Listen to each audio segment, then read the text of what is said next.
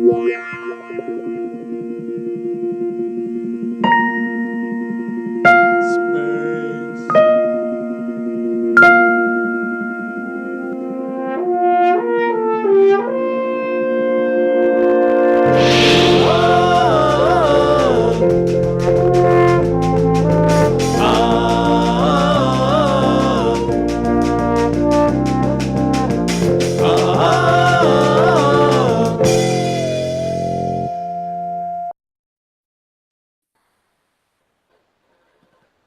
everybody. Welcome back to another episode of the Brothers Trek About. My name is Mateo, coming to you from Austin, Texas. And as always, from Houston, say hello to my brother Ken. Say hello, Ken.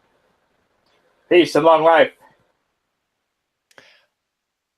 All right. Well, welcome back. We're going to be talking this week about Discovery Episode 11, The Wolf Within. And boy, oh boy, does a lot of stuff happen in this episode. This episode just like clicks along. Not a lot of well, no, there's some big events that happen in this episode too. I was almost going to say like, no, not a lot happens, but no, a lot happens. It just clips along. We got a lot to talk about. So, what do you think, Ken? How's this episode for you? Well, the people who said that Ash was going to turn out to be Core, that he was really the Klingon infiltrator. It's Voke, not Core. Okay. Just as a thing, just so you got it. Those guys, they were right. Yes. They sure were. That was a pretty shocking moment to, the internet sometimes. I can't remember. Very recently, there was a TV. It might have been the Walking Dead thing when Glenn died. I can't remember. But it was one of those big things where somebody called it like just, oh, man, what was the wording they used? It was so perfect that the internet is just a bunch of using a bunch of information being, worked together. People were working together to like piece together the little clues, and boom, they figured out the. There you go. That's the perfect answer for that. Yeah, absolutely, crowdsourcing. So apparently, the internet has done it again, and here we are with another question from the internet about where a TV show is going. Who knew it would happen? Well, I don't have much else to say before we get into it. So, what I'm going to say is the internet has guessed a lot of things about Discovery. And I think a lot of them have turned out to be wrong. This one turned out to be correct. So, right. Whether it's a case of reading. Maybe people read the signs correctly. I mean, after all, right. The Vogue character did seem to disappear around the time the Ash character showed up. Or whether they got lucky. Even a stop clock is right twice a day. It's hard to say, right? In economics, there's a kind of a cottage industry in predicting the next recession, and you can have people who predicted like 12 out of the last 2 recessions or something like that. Because they predict it all the time, and eventually they're right. So if you make a lot of guesses, you're bound to get right, sometimes. And I don't want to take anything away from the people who guess correctly, because in fact they may have been reading the signs right. Yeah, correctly, yeah. But on the other hand, it's a tricky business. That's right, definitely. Well, when it comes to guessing anything, that's true. I mean, that's why nobody's winning the lottery every week. That's exactly right. It's a hard time. All right. Well, as always, I'm going to try this here, see if it works. Let's get to it. Captain's log. Starting. It's 5-year mission.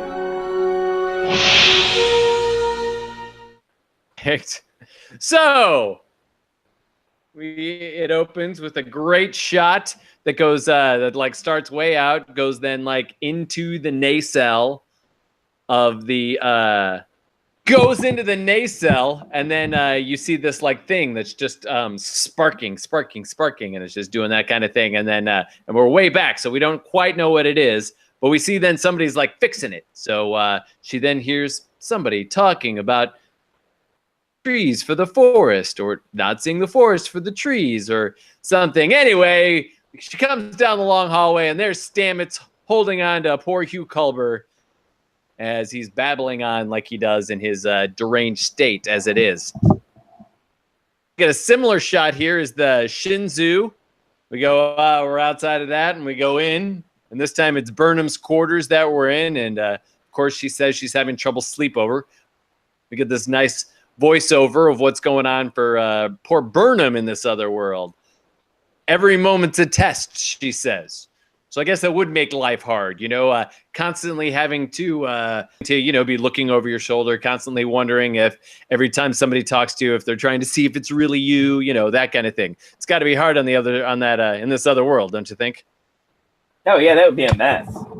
You think of the Turkish court, or at various times the Russian court.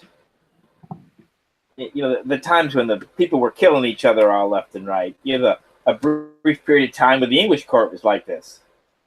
Uh-huh. It's just kind of a messed up world to have to exist in. So from here, she says that even the light is different in this galaxy, which could just be her, putting her stuff onto the new universe, or let's look at it. If the basic building blocks of this universe are different at a quantum level, as they said, they could tell the two ships apart. Then the light could just be different in the other world. That could actually be a true thing coming to the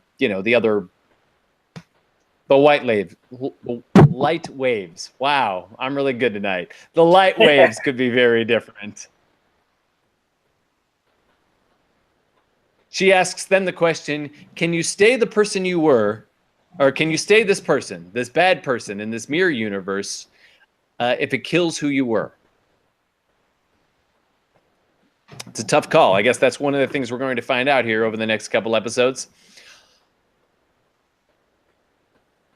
I was wondering, I wrote a note here. I was wondering if maybe the empathy, that exists in our normal Federation world compared to this mirror universe, if just like going back to that, if going into a world where people were actually kind to each other, if that couldn't just change your attitude, like that. Obviously, if you're one of these people who wants to kill everybody and you go into the good universe, then obviously you're going to take over the world. But I'm saying that if you were from a good universe, went into the bad universe, and then came back into the good universe, you're probably going to have some good psychological problems going, but also just being in the, more empathetic universe is probably going to be good for you.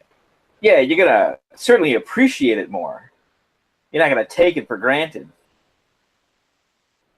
Every time certainly that, and also random act of kindness, you're going to stop and go, oh, look, kindness. And people will look at you like you're crazy. And that is true. That is so true. So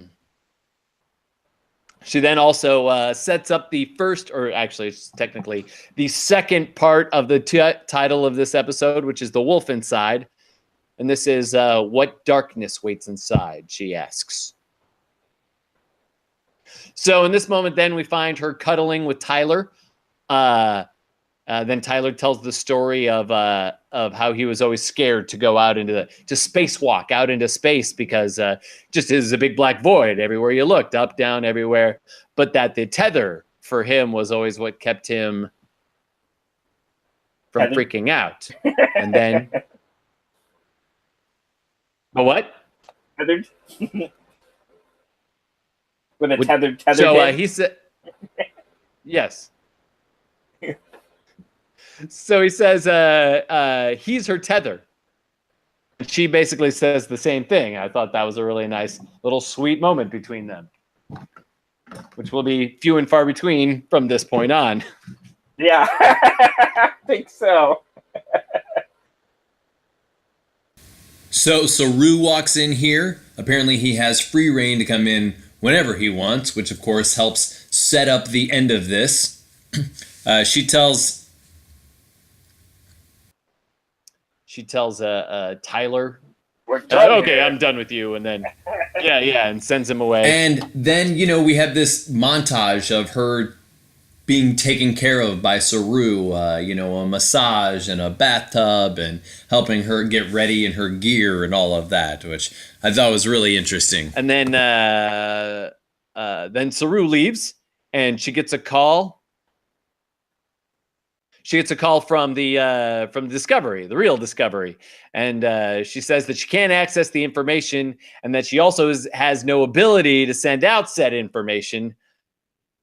Tight bind here. Saru then asks if she's seen any Kelpians in this universe, and she lies and says no, probably not wanting to tell him that, hey, I saw you, but you were a slave to whoever the captain of the ship is. Back on Discovery, Tilly then tells Saru that Burnham deserved to know about Culber, but Saru thought that would be a distraction for her. Probably a good point. Everyone thinks it was Stamets who killed Culber. But Tilly says, no, this isn't Stamets. This person we know right now. This is an unfortunate consequence of a condition of an idled mind, she says. Thinks that she can find a way to bring Stamets back and asks Saru permission to do so, which he then gives. Meanwhile, back on the Shinzo, Burnham gets a mission from the Faceless Emperor. Well, before we go on to the Faceless Emperor. Yeah, no, go ahead. So one of the great themes of Star Trek, right, is this question of identity. So who are you really? Are you the good Kirk? Are you the bad Kirk in the case of that transporter accident? Are you the animated thing? Are you the good Kirk of the normal universe, the bad Kirk of the mirror universe? Right. Are you, when you get inhabited by aliens that, control you, which we'll see happens over and over again in Star Trek? Is that you or is that the alien? Who are you? And what makes you you? And so, in a sense, they're bringing up this question of who is Stamets? Stamets isn't just the body of Stamets, and whatever the body of Stamets does, we blame Stamets for. Yeah. Stamets is a person with, particular likes and dislikes, and obviously, killing the Doctor would not be something Stamets would do.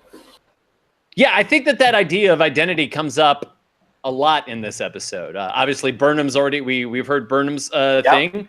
She's talking about it. She's saying, am I this person? Can I keep being this person without it truly affecting me forever? And then later we get that same issue with Voke and Tyler. Like, do we even know that that's? I mean, how much of that was really Tyler? How much of it was just Voke putting on a thing? Was there some kind of mind meshing going on? I mean, it's really hard to say what Tyler is, and that might not be an answer we ever get. Or maybe we'll get it in the next episode. Who knows? Yeah, I do think we get it in the sense that the interrogation specialist who set him up, who made him the Manchurian Candidate, the one who would recite the prayers to remind him who he was, she did not intend for him to fall in love with Burnham. Right. Which we know then causes... Go ahead. Right. So there was something else going on, more than mere following your programming.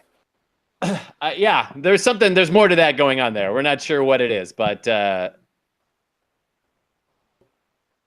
plays out a lot over this episode and probably will continue to until we get out of this mirror universe and we find out what really is going on with Tyler there. Well, we'll get to that later. So, the mission she gets from the Faceless Emperor is that they have found the leader of the Resistance, and the Faceless Emperor has decided that they should bombard the planet that he's on and take care of everybody in the Resistance. But Burnham has a different idea, which is that she has decided that rather than bombard the planet from above, that she's going to land down there and find the leader of the Resistance. Because, the rest of the crew has gotten solved while she was off finding Lorca. credits. This also, by the way, I found out on Memory Alpha, was the longest teaser that we've ever had in a Star Trek episode. And I don't know if you looked, but it was, excuse me, but it was 14 minutes before we went to the opening credits. Wow. Just a little, yeah, just a fun little thing there. Obviously, you can never do that. Even like Jamie was like in the, like getting ready for work in the background. And she's like, wow, they only doing the opening credits now. And I'm like, I know, it's a long time. Back to it.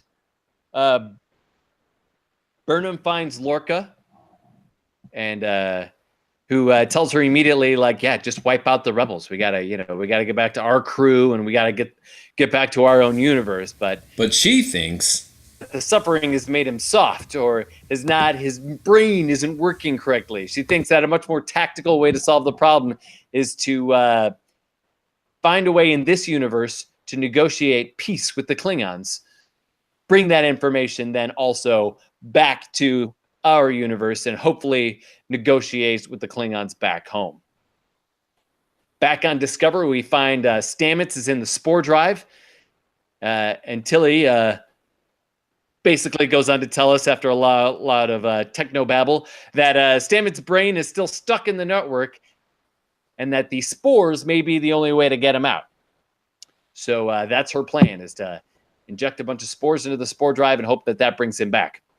Or Tyler and Burnham putting him in the network to restabilize him. Yes, hopefully they'll at least stabilize him. Exactly.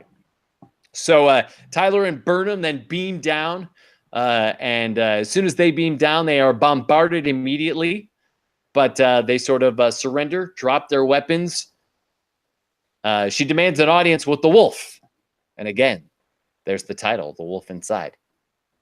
We get a cool shot we get a cool Andorian here to look at. We haven't seen any Andorians in this episode or in this series yet, but I am correct, right, that they were a good part of Enterprise? Yep. In a lot of ways, they were the species that you really get introduced to. There was a lot of Vulcan stuff, but we already knew the Vulcans really well. So in the sense of Enterprise, right, what we learned a lot was Vulcan history, as opposed to Vulcan culture and Vulcan personalities. But the Andorians really get fleshed out as a people in Enterprise. Super cool. Another reason to go back and check it out for me, that's for sure. So they get taken to their headquarters, I guess, and we find out that Voq is there. Oh, and Tyler here starts freaking out in the background. Burnham, what's that? He does. He freaks out in the background. Yes, he sure does.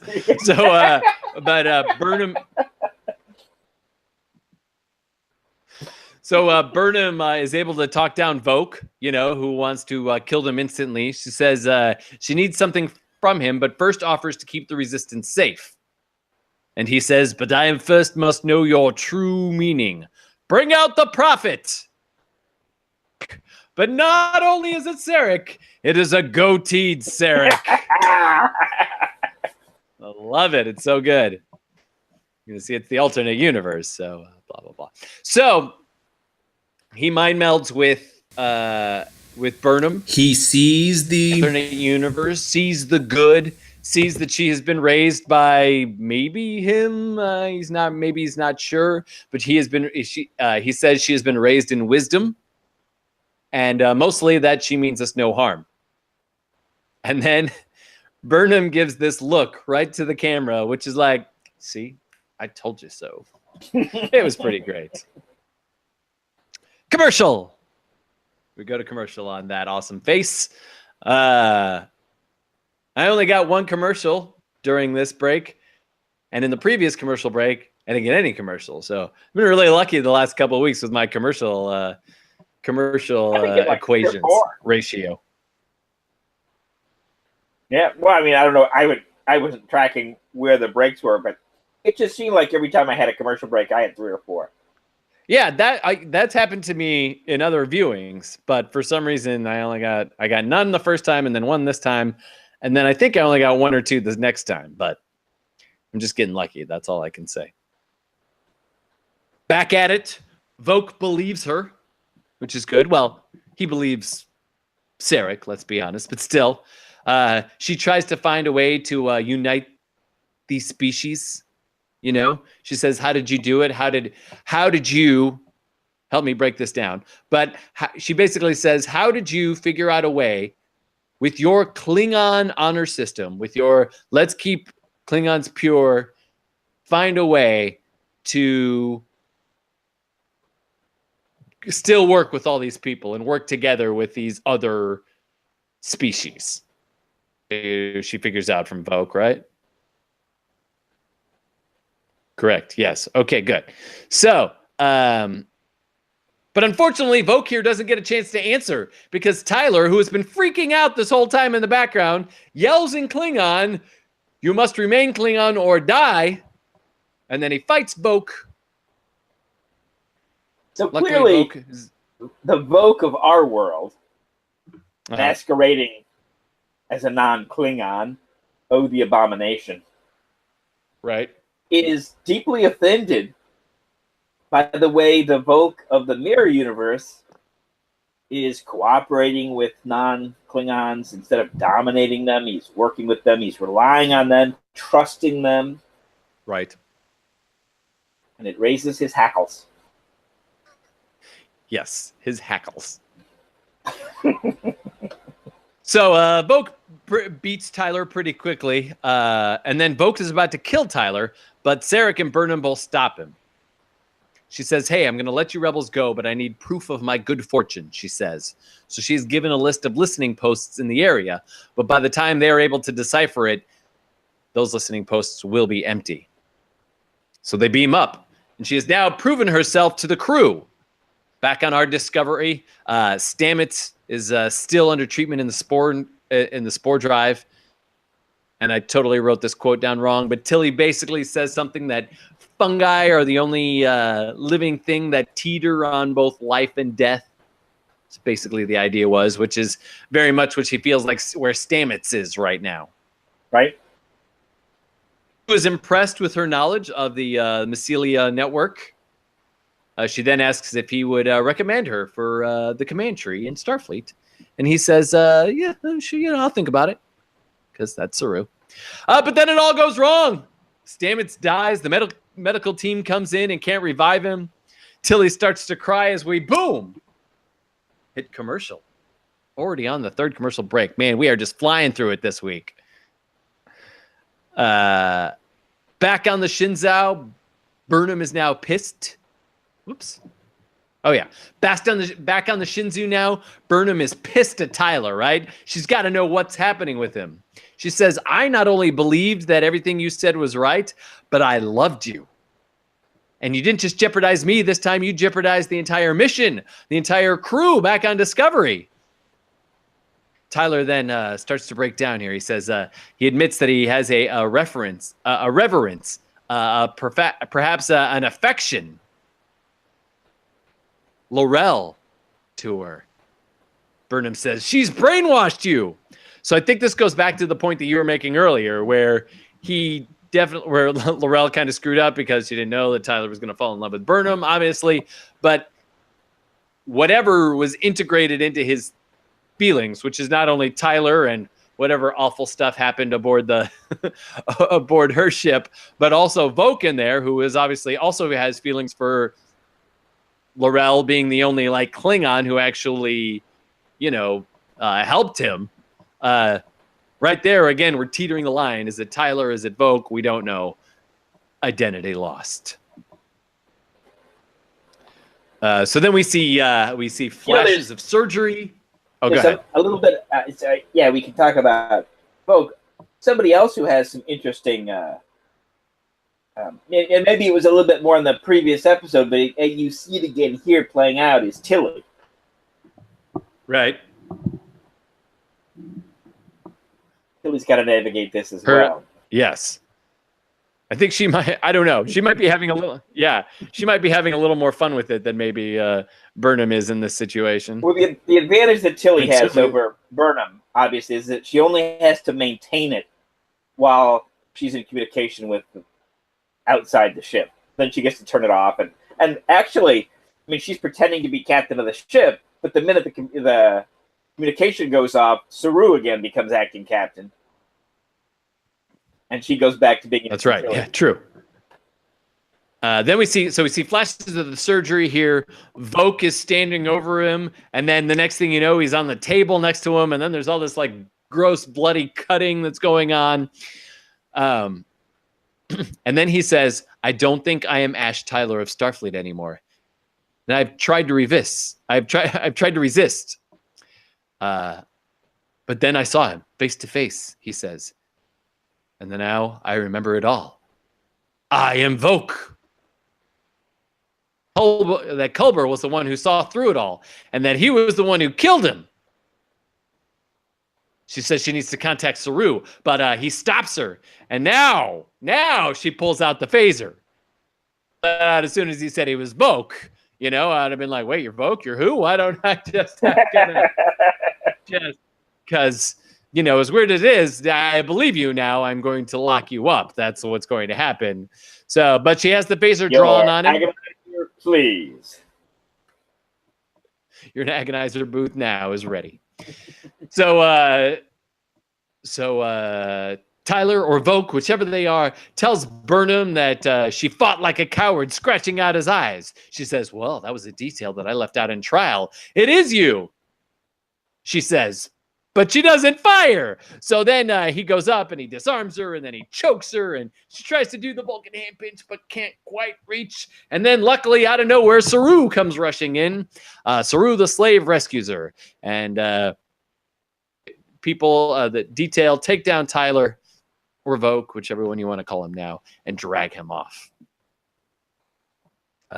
Number one shows up and tells her that Tyler must be executed. He will be sent into space. And there, Burnham says, "So ordered." What is happening to Burnham? Is this the end of Voke and Tyler? I mean, plot-wise, I would say, yeah, that could be the end of it. It'd be fine. But story-wise, isn't there much more story to tell about this character? I think so. So, back on the... So back on the Discovery in the spore drive, Stamets still lies there as Tilly looks on.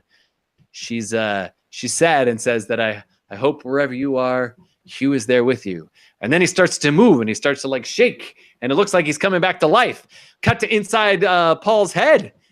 He's standing in the network, and then all of a sudden he meets Elf, who says, "Paul, are you ready to go to work?"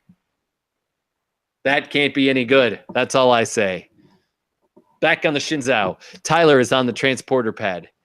"Anything to say for yourself?" asks Burnham. And in Klingon, he says, "Give me the light to see forever." And then Burnham hits him. Boom! And takes her place back in the thing. Number one gives the nod, but Burnham says, wait. I'm going to do this myself. Or does she? We don't know at this moment, but we hear the awesome old school transporter noise. And boom. She then asks for Lorca to be brought to her quarters for a private interrogation to soothe the betrayal of Tyler. Then we see Tyler. He's been beamed out into space. But seconds later, he is saved by the Discovery. Voke, Tyler, whichever one it is, says, "You should have let me die with honor." He's like, "No, we are still Starfleet. We don't do this to people." Good way to get classified Terran data aboard the Discovery. So, also that. Nice little trick there they pulled, getting the data disk transported over to them. This is, of course, the second time they pulled this trick, in the sense that in the Battle of the Binary Stars, they put bombs, photon devices, on bodies to be tractor beamed back into the sarcophagus ship. That is true. That is so true.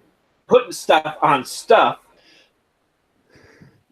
to trick somebody else. Yep. Little sleight of hand. That's right. Exactly. Boom. We know their tricks now. They're carnies. The next thing. They're carnies. Funny here. You don't know. You'll never know. Okay. Anyway, so Burnham and Lorca talk. She says she is ready to leave, but Sorka says no, not yet. We got other things we got to do. We got to make sure that they can find the information. We got to make sure that all of our strings have been tied up here in a nice little bow before we get out of here. She says, I can't survive this place alone. And he says, you're not alone. Which, of course, then made Star Wars The Last Jedi. So that was exciting. Suddenly, then, another ship arrives and instantly starts bombarding the rebel base. Burnham freaks out. But who is it?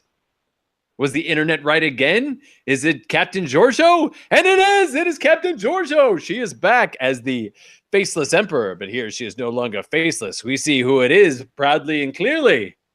And Burnham's problems have just gotten worse. So we've had a whole series of characters now that got introduced in the first 2 episodes who we thought were dead and we were never going to see them again. And here they just keep showing up. That's right. That's right. Well, we got to, again, much like I was saying with, the Vogue Tyler character, we got a lot more story to tell with some of these characters. You know what I mean? Yep. We get to see Giorgio, who is a perfect Federation captain, very calm, very strategic, always thinking about, everything she did, always thinking it through, blah, blah, blah. Now we get to see her be the bad side, the opposite of it, and be a cunning, tactical, strategic bad guy. So that should be fun. That preview for next week's episode, all I thought was like, holy cow, that's going to be some fun stuff. Because they're setting up so much stuff. We got that of the, the mirror universe. We got that thing with Stamets and his ISS self on the other side. What's that going to be like? Who knows? And then we've also got,